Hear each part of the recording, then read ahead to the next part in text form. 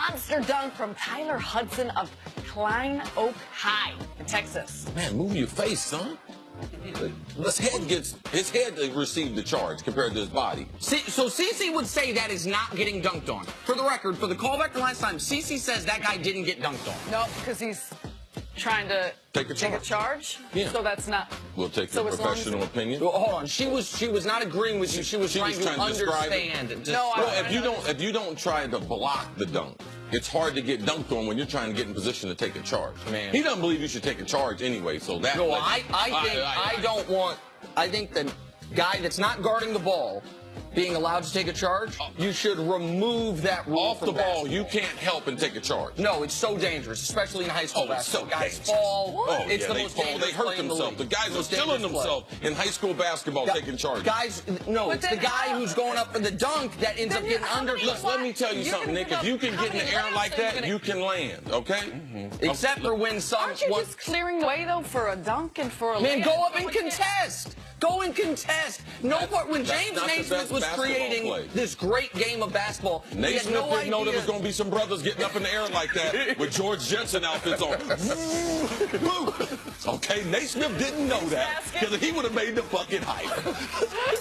Time for some stories to start your morning. According to reports, Drew Brees and the Saints will discuss a new deal at the Combine. Brees is not under contract yet for the 2018 season. However, all indications are that he'll be back in the Big Easy next season. CeCe, Brees is 39. Has he shown you any signs of slowing down? No. He's better now than he was 3 years ago. You know the reason why? Because Alvin Kamara. Mark Ingram Jr. Yeah. Right now, they don't even need him as a Drew Brees. Take this week off. Oh, well, Drew, we thought we were going to give you this week off, but come back in the fourth quarter. Bring us back. Bing, bing, bing, bing.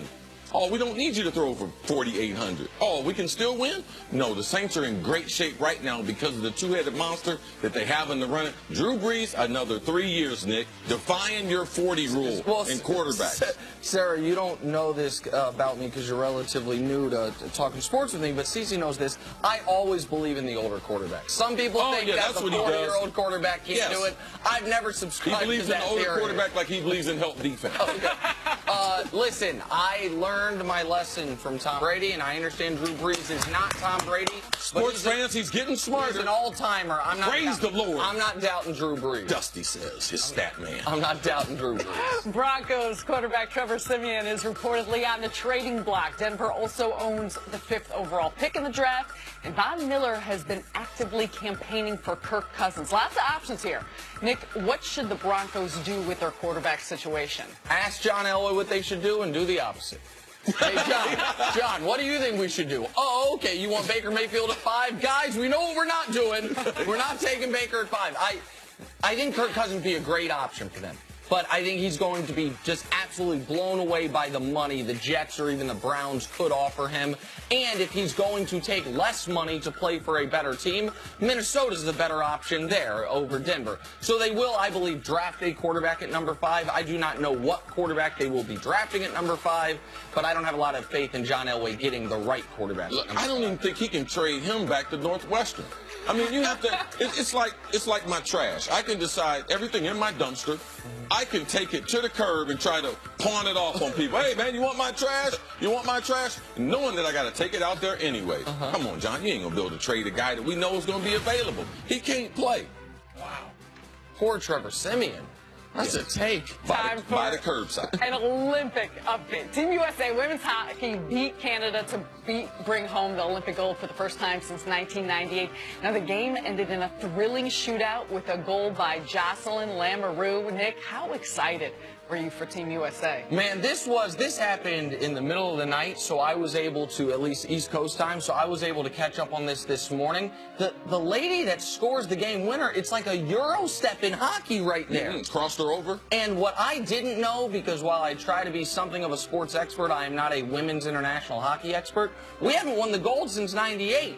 Canada's been on a heck of a run, so this was great for Team USA. This was cool. I think, first of all, you have to talk about how great Team Canada's been, how dominant they've been. Our women's hockey program has been on the come up, so they have been making steps, getting closer to Team Canada. But you're talking about one of the biggest upsets in Team USA history, us winning the gold last night. Tremendous moment for women's hockey. And that was a great move. The juke, that was I like awesome. that Euro step. Our goalie's nice, too. Yeah. Our goalie's really nice. All right, the NBA is back tonight, and the new-look Cavs, I know Nick's excited, hosting the Wizards. Cleveland has won 4 straight, and LeBron is averaging 30 points, 9.5 rebounds, and 13 assists over that stretch. CC, what are you looking for from the Cavs tonight? Well, I'm looking for them the role players. I'm looking to see, as these roles become more defined, what's going to be their minutes, who's going to be the defensive stoppers, who does LeBron lean on, who does he feel comfortable playing with. So for me, I'm really interested in the role players, especially Larry Nance Jr. I believe because his hustle and defensive intimidation at the rim is what Tristan Thompson did a couple years ago. So I'm interested to see how they take advantage of that. And I want to make sure the Cavs didn't look at what they did right before the All-Star game and say, okay, we're good now. I want to see that same level of intensity they had post-trade deadline. Also this, the seeding could matter a little for Cleveland. They're not going to get the 1 seed, but they could catch Boston. And why does that matter? Not so you have home court against Boston, but it gives you a better likelihood of avoiding Milwaukee. They don't want to have a first-round series against Giannis in Milwaukee, so I'm looking for all those things tonight. One thing, look for some differences, because Ty Lue says, compared to the customary shoot-around, they're going to have practices instead of those normal NBA shoot-arounds, which you know are nothing sessions. So look from a strategy standpoint that they'll be making adjustments. Okay. That'll be important. All right, the Kawhi Leonard saga, it's taken another turn despite being medically cleared to return. Head coach Greg Popovich says he'd be surprised if Kawhi returns this season. Nick, what impact does this have on the entire Western Conference? Well, if Kawhi does not come back this year, it makes the Western Conference a 2-team race, and it further opens up the path for the Rockets and Warriors to face each other. Because I truly believed whichever team had to face the Spurs most likely in the second round, assuming the Spurs stayed on at least above the 6 line, whether they were 3, 4, 5, 6, they would be a second-round matchup for the 1 or the 2 seed, depending on where they fell. That the Spurs, with a healthy Kawhi Leonard, could be a dangerous team. We saw the Spurs, as great as everyone says, and as great as the Warriors were last year, we saw the Spurs have them on the ropes for 2.5 quarters before Zaza Pachulia knocked Kawhi Leonard out for the series and seemingly changed the trajectory of this season for the San Antonio Spurs, even though it's a different injury. This has enormous impact, CC, on the Rockets and the Warriors almost as much as it has on the Spurs themselves. Yeah, if we look at any of the top teams in the NBA, and let's just remove their best player, even Golden State, and I don't care, you want to fight over which is their best player, none of these teams have a chance to win a championship just like San Antonio without Kawhi. So you think that, yeah, that's a great organization. They are not winning a championship without Kawhi. They have no answer for Durant. So their height advantage against Golden State, which gives them tremendous problems. Like, we know Pop is a great coach. We know the X's and O's. He's going to have them buttoned up. But their height and their advantage to be able to dominate the boards and inside against Golden State, you can't have that because Kawhi is able to match up with Kevin Durant at the 3. And when you don't have that matchup, when you don't have that scoring input, because Kawhi is the only guy on San Antonio that can get a bucket without a play call. We know what he is as a two-way player, so take all the top teams. You can go the top 3 teams in the East, the top 4 or 5 teams in the West. You remove their best player, their championships hopes get removed when that player gets injured. We're sticking with the West, and this season has been a bit different for the Warriors, at least by their golden standards. They're already 1 loss shy from their most under Steve Kerr in an entire season, and they're behind the Rockets in the West. However, the team isn't sweating the #1 seed. Draymond and KD both reportedly say they haven't even talked about it, and they're not looking at the standings. CC, how important is the #1 seed for the Warriors? It's important. The reason why is because, I mean, we're able to get a level set at the All-Star break. One team has 25 games, the other team has 24 games. We're basically tied, a half game apart. Now, this stretch drive to the end, who's a better basketball team? Like, who's going to play the better basketball? Or is Golden State just going to say, you know, we'll wait to the playoffs and then we'll turn it on? We'll continue to compile all these technical fouls. So for me, it's not only the results on the court, but what's their body language, what's their chemistry, and how does their bench play down the stretch? Because I don't care who you are, when you get to Game 7, unless it's LeBron playing against someone in the East, being Boston, because last year they decided to give up the 1 seed. But I don't believe Golden State wants to give up the 1 seed. I believe in their mind as an athlete, in case you don't get it, the right thing to say right now is the number 1 seed does not matter.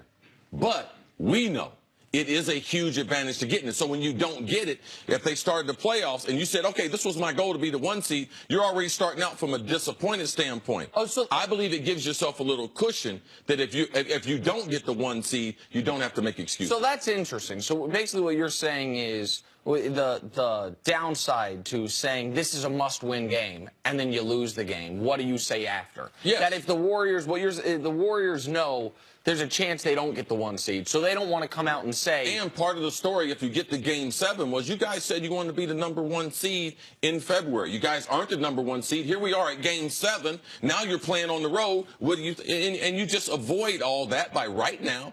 They haven't talked about it. I believe Draymond on the surface. If they haven't talked about it, but you can believe just because things you haven't talked about that they're not on your mind. Well, and everyone focuses on Game 7 when it comes to home court. You know what I like to focus on? Games 1 and 2. Like, that matters. I understand Game 7 is the most important part, but being able to start off a series at home, being able to be obviously the big favorite when you're at home, and typically being able to start out a series with a lead in the series is very important. Charles Barkley says role players play better at home than they do on the road. So it's not about the star players. It's about the other players who are able to play better in those first 2 games to get you momentum going into a long series. And when we look at the bracket, there are teams that you could face as the 2 seed that you likely wouldn't face as the 1 seed that are not teams that anyone believes can beat the Warriors. But there might be teams that can take 1 game instead of 0 or 2 games instead of 1. Mm-hmm. If we look back to the year the Warriors blew the 3-1 lead against Cleveland, prior to that, Oklahoma City blew a 3-1 lead to them. Well, prior to that, what happened? The Thunder were in a brutal series with San Antonio. And you know what it looked like by the time they got to Game 6 and certainly Game 7 against Golden State? They were out of gas. The atrophy. Accumulation of all these being under duress. The playoffs are totally different. Every possession is contested more. The stress that you are under. So over a month's period of time, if you could shorten that, that's why winning these series and closing them out becomes so important because of the cumulative effect that it's going to play in the rest of the season. And the 2 years the Warriors have won championships, being the 1 seed has paid enormous dividends, not because of where Game 7 was, because they didn't play any Game 7s those years, but because of who they played, playing the lower seeds, and the type of team that was being trotted out against them. The year they won the title the first time, they didn't play a starting point guard the whole playoffs. Drew Holiday was out, then Mike Conley was out, then Patrick Beverly was out, then Kyrie Irving was out. That's different if you're the 2 seed up until you get to the NBA Finals.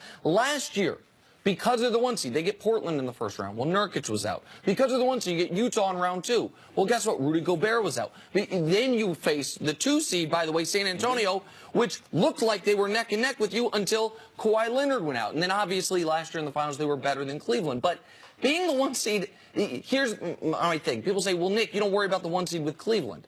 LeBron's only won 1 title as the 1 seed, and he's got 3 of them. I've seen LeBron repeatedly not be the 1 seed and be fine. And because the question in the East is totally different. The question is, can LeBron win one of those first 2 games? And typically the answer is yes.